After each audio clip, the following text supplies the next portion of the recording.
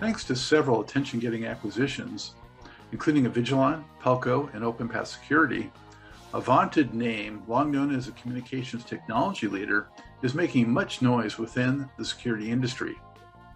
To find out why Motorola Solutions has become so receptive to the channel and how it's fine-tuning its market approach, SSI spoke with Video Security and Access Control Senior Vice President John Kazurski, Vice President of Product Hamish Dobson, and Vice President of Access Control James Siegel.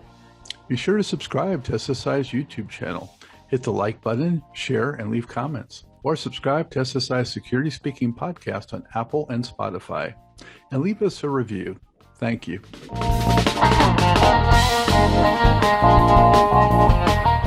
Let's jump right in by providing each of your names and your title, your responsibilities in brief, and just kind of a paragraph maybe on your background. So let's start in with Hamish first. Sure, Scott. Hamish Dobson. I am the Vice President of Product for Video Security and Analytics. So my responsibility is to own the product direction, product strategy, and vision for the video products under our new organization, reporting into John. I've been in product management for the better part of 20 years now, between semiconductors and video security solutions. As you mentioned, I spent some time with a company called Extreme CCTV, which was acquired by Bosch, and eventually found my way to Avigilon, and have now been part of the Motorola Solutions family for 2.5 years now, I guess. Very good. Thank you. John, how about you? John Kazurski, Senior Vice President for Video Security and Analytics. So I'm responsible for our video security analytics and our access control businesses globally, both product as well as sales and research and development, the engineering teams that create our solutions. In about a month, I've been at Motorola Solutions for 20 years. And have had a variety of roles from engineering, R&D, sales, and services through that time. And I've been running these businesses for 2 years now. Excellent. Thank you. James? Well, my tenure is certainly the longest. I've been at Motorola for coming on 2 weeks now. It doesn't feel like 2 weeks. It feels really like just a week. Now it's been a crazy ride getting here. So James Siegel, I'm the Vice President of Access Control. I work in John's team here at Motorola, and now get to be responsible, along with my business partner Alex Kazrani, for the access control products, combination of the Avigilon on-premise access control product, the OpenPath cloud and mobile-enabled technology. And prior to that, I was co-founder and president of OpenPath, which we started in 2016, launched officially in 2018, and now are growing as a part of Motorola. Thank you, gentlemen. John, you being with the organization so long, how does the electronic physical security industry differ in how it's structured and sort of its mentality and how it evolves compared to the other channels that Motorola had been accustomed to doing business with? I'd say at the start that there's quite a bit of similarities in the physical security space. Some of the core value propositions, protecting people, protecting property, are common, no matter the end customer, the vertical that you're serving, right? So if it could be a school, it could be a retail store, it could be a multi-family residential home. The base premise, securing people and property, is the same. Now, there's nuances as you go deeper and more specific applications, but that underlying why is common. In our core business, the business that we've been in for many decades of providing instant communications, wireless communications, the core premise is also the same. you're providing instant communications to people no matter where they are, so they can reach the group that they have. So if you look at that from that kind of standpoint of an industry that provides a core solution that does a similar thing and provides a similar value to a lot of different end customers, that's actually very similar. In terms of how those solutions are provided for our enterprise customers in our core business, we go through a network of resellers and integrators that take the products and then deliver a solution to an end user. Everything from getting licenses for spectrum to deploy a wireless system to putting up communications towers, which might involve digging a hole in the ground, pouring concrete, and then putting up steel, to deploying in-building systems with low voltage for distributed antenna networks. Change the end pieces, video cameras from a repeater and so forth. It's actually a very common way it's the same way we go to market. We go to market through an integrator that works with an end customer to design a security solution, in the video spaces. So those things are the same. And in terms of where differences come around, there are a lot of different solutions in the video security and access control space. So the permutations of things, from the types of electronic locks that might go into a door, all the different types of sensors, from different kinds of video form factors to different spectrums such as thermal, to different sensors that detect all manner of different things, such as the new vape sensors that we've introduced. I think that the whole ecosystem inside video security is broader, and all the different things that are integrated into these systems. And so therefore the collection of the integrated channel partners and all their expertise is more varied, and broad. So I'd say in general, from an overall structure, the businesses and industries are more common than they are alike. With in the video security and access control space, all of the various permutations of needs and requirements being broader. So there's a lot of misinformation out there right now. AI is such a buzz term, and machine learning and all that, and everyone knows that it's out there, it's coming. The possibilities are super exciting. But as we sit here today talking, what type of expectations are real, and how are you going about educating the integrators on what they can do right now, and presenting that to their end users? Yeah, good question. And I think you're speaking to the fact that analytics has a probably the better part of 15-year history, much of it sort of under delivering on its promises in the market. We really focus on outcomes and specific customer needs, and avoiding getting into what I would sort of classify as gimmicky analytics. So we really think about end-to-end solution. We really think about the outcome that the user is trying to achieve. I would use maybe appearance search, which has now been in the Avigilon portfolio for 3 years. We had a very specific set of operator workflows and actions in mind with appearance search. The first of which and main was, we could see the amount of time that at our customers that security analysts were spending essentially scrubbing through recorded video, trying to assemble cases, trying to real time understand the reality of a situation, trying to track lost children in a shopping mall, for example, or put together a case of theft in a commercial environment. That whole workflow was envisioned to address that problem, and I would say that we were successful in reducing the amount of time that a security analyst needed to spend doing those actions by well in excess of 95%.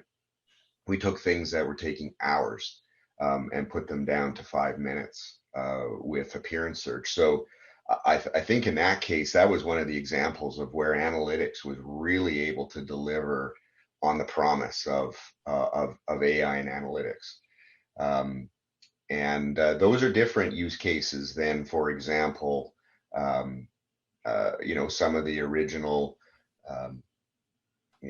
object left behind, or those sorts of analytics that were, very camera centric and perhaps underperformed and had, false positives that were unacceptable to the users and often ended up getting turned off inside the video systems. But to think about AI differently, to think about it in how do you give insights dashboards, how do you give trends and statistics to the customers on how their customer occupancy is working. When COVID hit, we saw an opportunity to take that data about customers entering a store, and maybe the in certain instances, the opportunity for false alerts becomes really problematic with some of the original applications of analytics. But if you think of it in the context of just trying to understand where am I relative to a safe occupancy of my commercial enterprise or my restaurant relative to my regionally recommended guidelines for COVID protocols, those were tremendously useful dashboards for an operator on his mobile phone to be able to say, yeah, I'm below my limit, or I need to send somebody to the front door and ask people to please wait outside because we're no longer in a safe occupancy within our within my business. So it's thinking carefully about the applications at a solution level, and I believe that things like appearance search and customer traffic occupancy have really delivered well on a real outcome and a real impact to a business for our customers.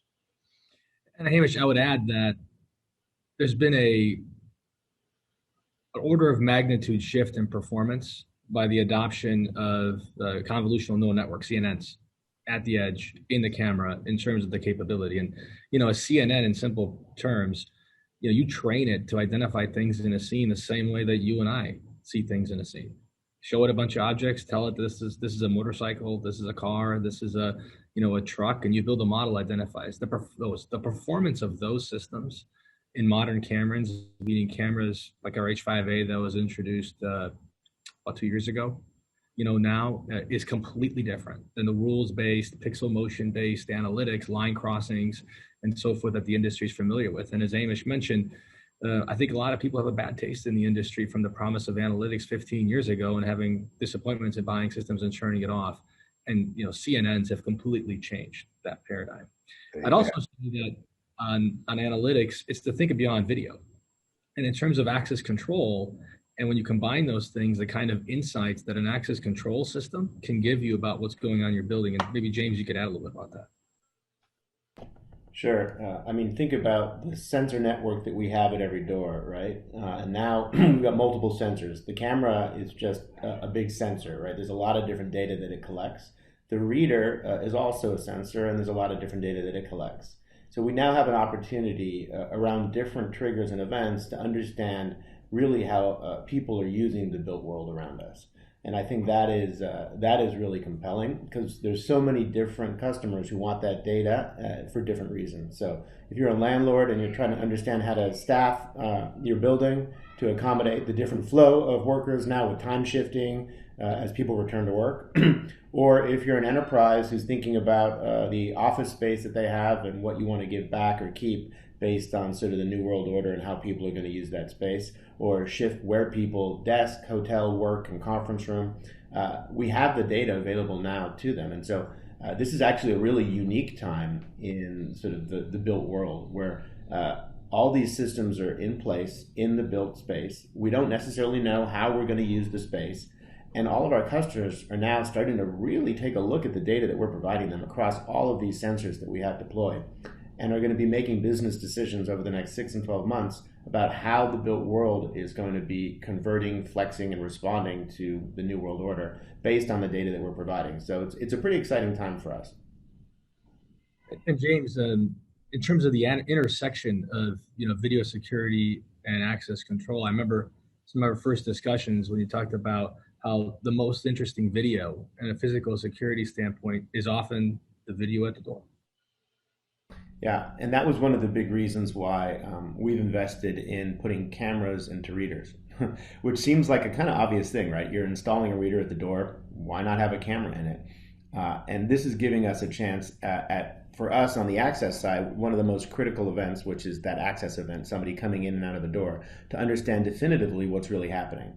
Because the placement of the camera now, it allows you to really capture the face, it allows you to capture who's coming in, how many of those people are coming in, and can combine with the video surveillance cameras that are already installed or can also get installed to give you a much better perspective of what's going on, and also give you a platform to do lots of cool things in the future. So I think a really unique opportunity now as you think about video and access coming together even more closely.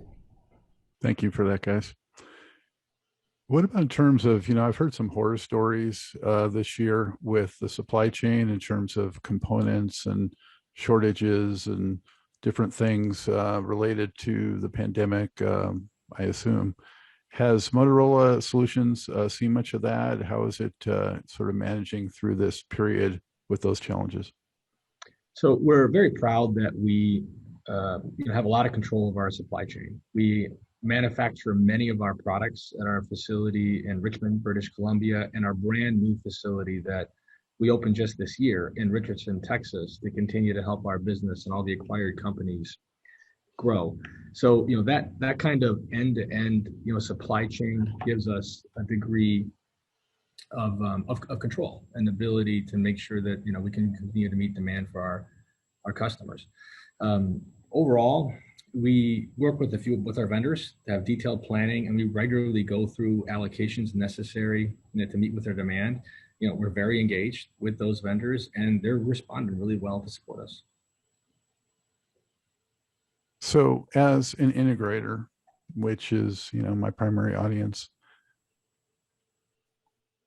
what assurances can you provide me that I won't have to worry about, and my end user customers won't have to worry about cybersecurity challenges related to the, VSNA line of products? You want me to step in and talk about that? We've always placed a really high degree of priority on the fact that your physical security system can't be an additional vulnerability to your overall IT system. So for things like employing third parties to pen test our on-premise software, partnering with real credible cloud platform providers like Microsoft Azure, and working closely with them to ensure that we have robust cloud platforms that we're offering our cloud services from, and leveraging everything that they offer in terms of cybersecurity assurances, and investing in the best practices in this area. For example, SOC 2 compliance, ISO 27001, to ensure that we have the processes and checks and balances, behind the scenes as we do evolve and roll out our product going forward. And then, of course, now being part of the Motorola family, Motorola its pedigree comes from mission critical communications, the networks that first responders rely on in times of crisis, and so they have a really first class cybersecurity organization, and that's been a tremendous asset, and Motorola, really leaned forward to helping bring that to, acquired businesses like Avigilon. And we have, just a much bigger organization supporting us in cybersecurity, data privacy, et cetera. So, we believe that we're, a real leader in the area of providing secure, well-designed solutions to the market. And we also think about, so that's a lot about our own cybersecurity posture. We also spend a lot of time thinking about what does our product definition need to be in order to ensure that our customers can maintain their own posture. GDPR maybe is a great example. When that rolled out in Europe, we were asking the questions: what features do we need to add to our product to make it easier for our customers to be GDPR compliant? And I know here we're talking a lot about privacy, not cybersecurity, but they kind of go hand in hand, and they share a lot of the same characteristics.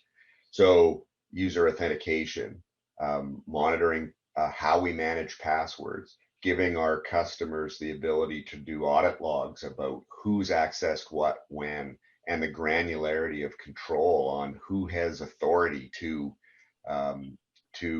execute certain kinds of searches, to access certain kinds of data at certain times of the day, et cetera, are all top of mind with my team, the product management team, when we look at the product definition. So not just the security of our own enterprise, but also making sure that our products provide the tools to our customers to secure their own enterprises. And Scott, I would encourage your users to look hard at that topic as well. If you look at the things that most commonly happen when customers have issues with cybersecurity, it's far and away password management, people not having tough passwords, not rotating passwords. They have the same login and password for every single system. And we also work to educate our customers on things like that, or just not being current on software. There's new patches being released for operating systems, for applications all the time. And not keeping those things, current creates well-known and documented vulnerabilities inside systems that bad actors go and look for. And if you take a look at a platform like OpenPath Security's platform, or what we've done with the Avigilon Cloud Services, one of the things that the cloud does and help you improve your cybersecurity posture. And I think that's an education for the entire industry. Why? Well, you can keep everything on the latest version. And you can deploy patches seamlessly and remotely. With an OpenPath security reader, the firmware is pushed out when there's a new release. It happens for you. It happens in the background. It happens automatically. You're not rolling a truck. So if there's a patch that needs to happen, because inevitably software will need to be patched, you're have this assurance that I don't have something hidden somewhere in a closet, a disconnected air-gapped server that did not receive that patch. And that's one of the core things that we were focused on in rolling out Avigilon Cloud Services. Make it easier for customers to keep systems up to date. And we're proud that we can do that now with Avigilon Cloud Services. You can access your ACC site. It doesn't matter where it is. If there's a new version of software, it now becomes as easy as click and download happens in the background and the machine, reboots. So I think there's an education process in the industry to think about cloud in a different way, and not thinking about it as a vulnerability from a cyber standpoint, but a way to be more cyber secure because you can manage those things centrally. Okay. I understand you have to jump off, John. Maybe, thank you. Hamish and James, if you have anything to add, feel free. Well, I unfortunately have to jump off too. And so John summarized it pretty well. Really enjoyed the conversation, Scott, and thanks for the time. Likewise, enjoyed it. Hamish, did you want to throw anything in, or are you good? No, I'd just like to reiterate that again, on those two key, particularly in the context of video, the threads about having your system watch provide you with the relevance data of your video and access control system, sort of essentially watching it for you. There's still a lot of potential there, a lot of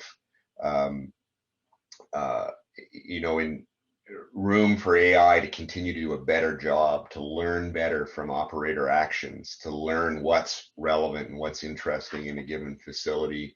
So we're really excited about moving that forward, evolving our focus of attention feature inside the Vigilon product, and excited about some of the things we can do with search, natural language search, just enriching the metadata that we collect, starting to do things like looking at behaviors, not just objects, starting to look at how objects relate to one another so that we can understand crowds and how they're acting and what's normal and what's not normal for a crowd. So again, that can be the kind of information that's then fed in, like, hey, here's something that's abnormal. Maybe you should spend some of your time looking at this, and not looking at all of these other video feeds where nothing relevant is going on. So we're really excited about continuing to innovate down those two vectors.